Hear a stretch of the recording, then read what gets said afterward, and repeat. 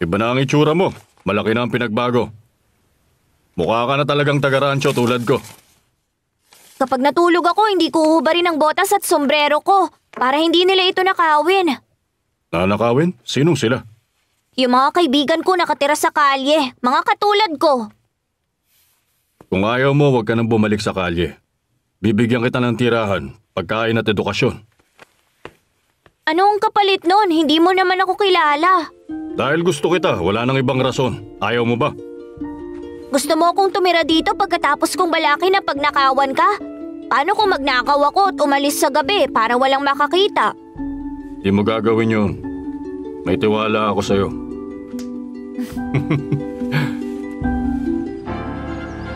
Oo, senyorita. Hindi, ayos lang kung may pagbabago. Kailangan ko lang i-deliver niyo sa akin dito ang mga tiket na yon sa lalong madaling panahon. Sige, ayos lang. Maghihintay lang ako dito.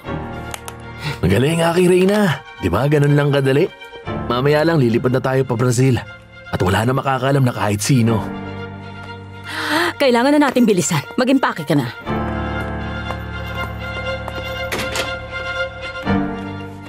Mukhang maganda ang mga ipin mo. Opo, totoo po yan. Gutom na gutom po talaga ako.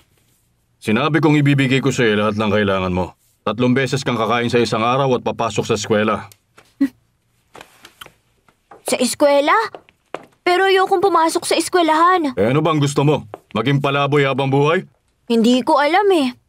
Kailangan kong pag-isipan. O sige, dito ako matutulog mamayang gabi. Sasabihin ko sa inyo kung magtatagal ako dito. O sige. Meron lang akong hihilingin sa'yo. Ano naman? Sasamahan mo akong bisitahin ng babaeng mapapangasawa ko. Siya si Rosalinda. Siguradong magugustuhan mo siya. Kailangan mong maintindihan yun. Lahat inakusahan si Veronica. At natakot siya ng husto. Hindi. Kung hindi siya guilty sa akusasyon, dapat pinakita niya sa lahat. Gumawa sila ng kasunduan laban sa akin. Gusto nila akong mawala. Fernando, gusto kang makausap ni Dr. Riverol ngayon din mismo. Susunod ako. Mamaya na lang, Rosalinda.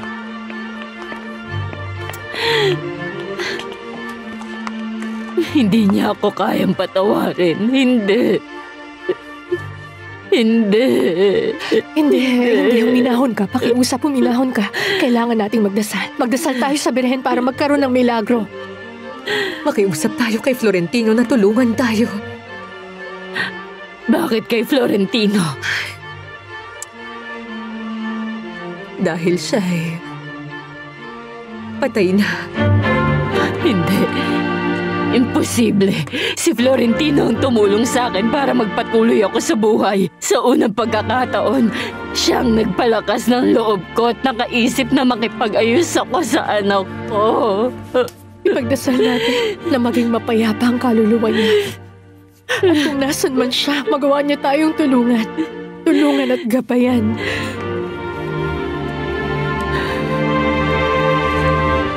Magandang umaga, Alcira. Nasaan si Rosalinda?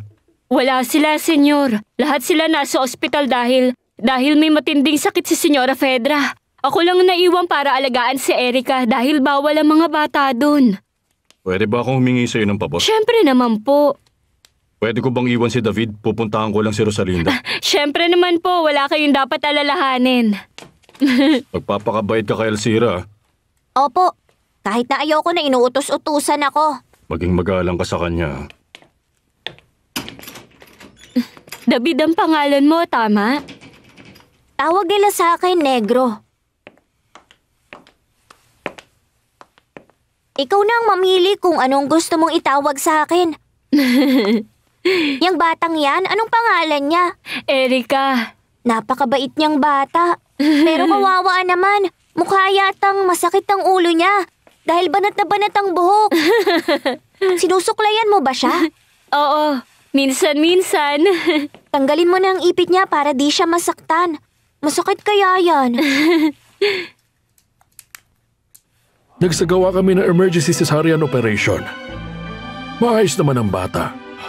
Ipinanganak na malakas at malusog. Si Fedra, doktor. Kumusta siya?